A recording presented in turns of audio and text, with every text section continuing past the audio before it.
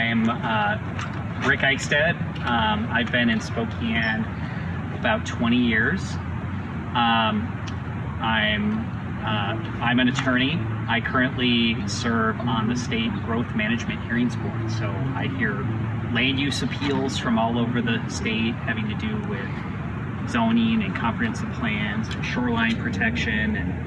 And I also have a private practice where I represent tribal governments in Oregon and Idaho. So I don't represent anybody in Washington, so it doesn't conflict with my other work.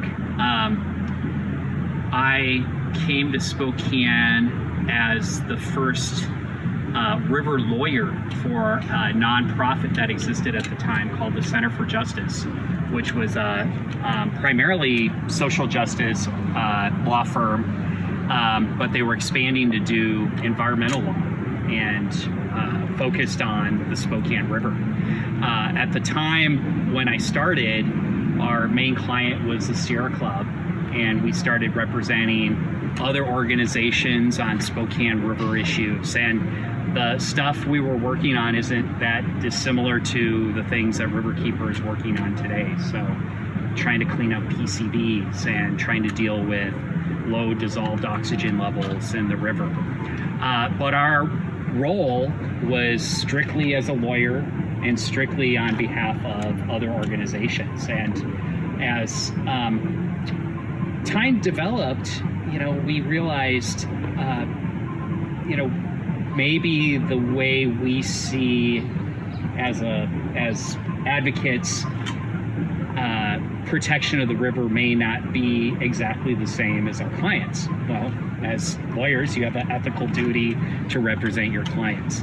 And about the same time we started having those discussions, a lawyer moved here named Mike Chappell.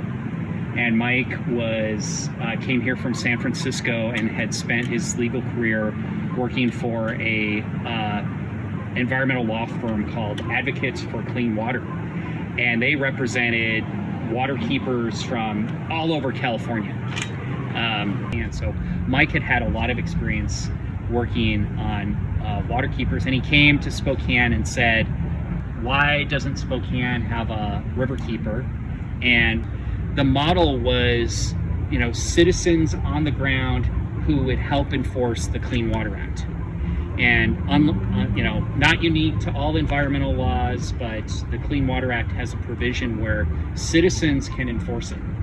And obviously that takes going to court, which helps to have, a lawyer to do. So the idea for waterkeepers is if the government chooses not to enforce the Clean Water Act, the waterkeeper and its citizen supporters can help do that. So, that's another component of a healthy waterkeeper. Ideally, a riverkeeper organization will have an on-the-ground component where, things like are happening today, where you get citizens and people who care about the river out here cleaning the river.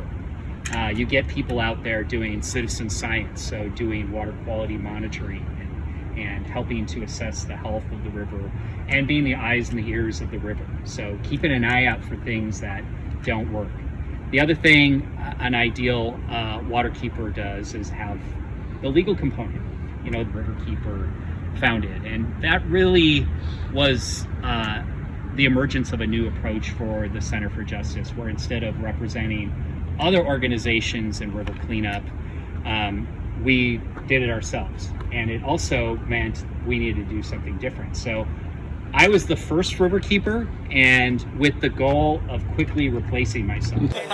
There's the riverkeeper holding court here. Yeah. So anybody who had any question whether Rick would use his powers responsibly, there he is.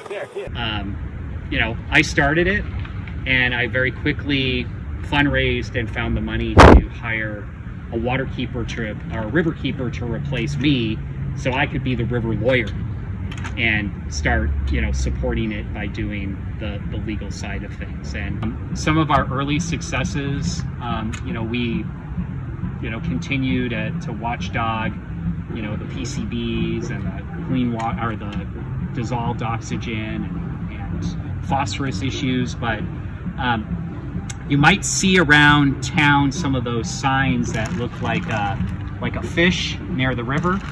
Those are combined sewer overflow pipes. And many people don't realize that, but in big parts of the city, every time it rains, our rain goes into storm drains that also gets combined with sewage. And the city doesn't have the capacity in lots of places to handle all of that. And so it overflows raw sewage and stormwater into the river.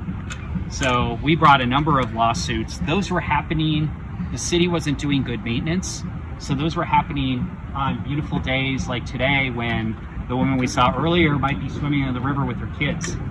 So we threatened legal action against the city, and they realized the error of their ways, and they decided to commit to dealing with those combined sewer overflows that were happening, not associated with rain events. We call them dry CSO events.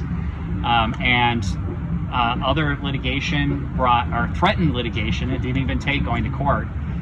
They committed to really revamp their CSO system.